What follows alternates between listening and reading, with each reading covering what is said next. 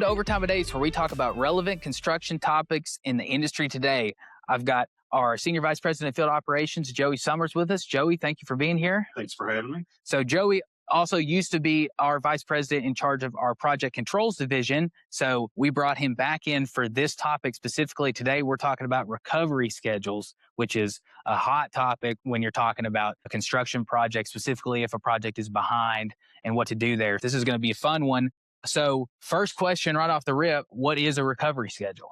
So recovery schedule is not something anybody likes to talk about, obviously. You're in a bad spot already if you're talking about recovery schedule because the project's been delayed for some reason. The recovery schedule is really the contractor's plan for explaining where the project is, why it's behind, and what you're going to do to recover the lost time. So clearly, when you need to develop one is when you're behind at a certain point. Is there a specific point where it's like, okay, we're so far behind, we need a recovery schedule at this specific point? Or could you create a recovery schedule at any given point if necessary, if you are behind at any point in time? You can create a recovery schedule at any point. My suggestion is always to do it as early as possible. Maybe it's before the delay even actually hits. You know something is coming up that is going to delay the project. That's the time to start talking about the recovery schedule and start working on it. That doesn't mean you necessarily change or adjust the contract schedule, right, but you're already working on your recovery plan for if or when this delay hits. It's much better to be proactive than reactive in that regard. Okay. Absolutely. So let's say that we've decided, okay, we're going to be proactive. We need a recovery schedule. What's the first step in that process? The first step, a lot of contractors want to throw resources at it, try to get back on track. Yeah. The first step, however, needs to be diagnose the situation and identify the cause for the delay. Okay. Because sometimes contractors run into the issue of throwing manpower or overtime at the issue when they don't fully understand what the issue is yet. Mm-hmm. It's best to take a step back, diagnose the whole situation, identify what the root cause is for the delay. And you kind of said it, but I'll ask it anyway.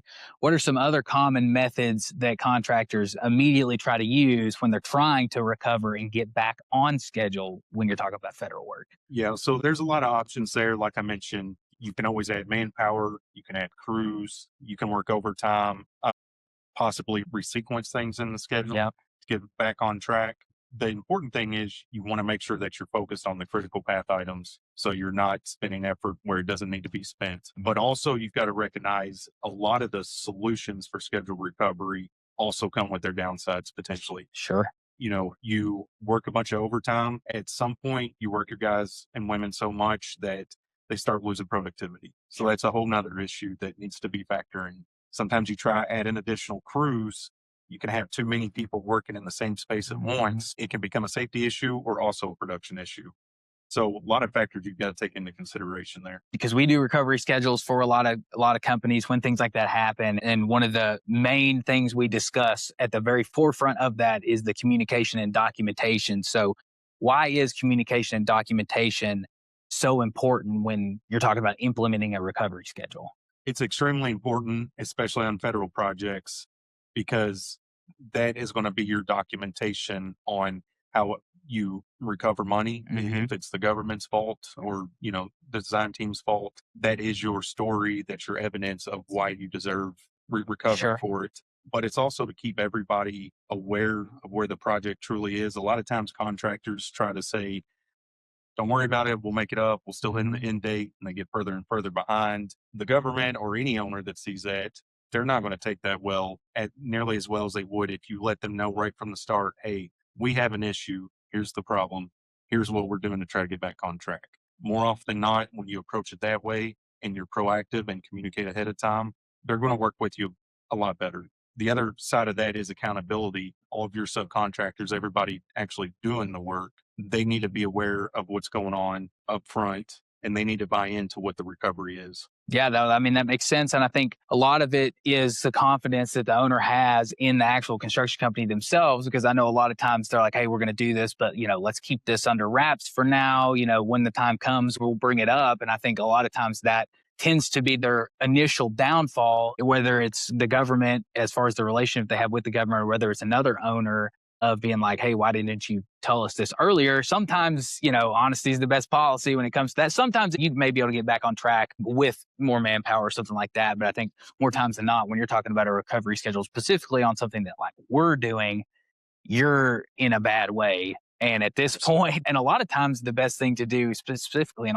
our experience with our guys that we have out in the field, the best thing to do is to identify the problem, tell them what the solution is, also take accountability for whatever the problem actually was instead of trying to, point out certain things. Obviously, you can do that when the time is appropriate, but I think the confidence level in the overall grasp of the project goes down tremendously when you're talking about not doing those initial things with a recovery schedule. Yeah, absolutely.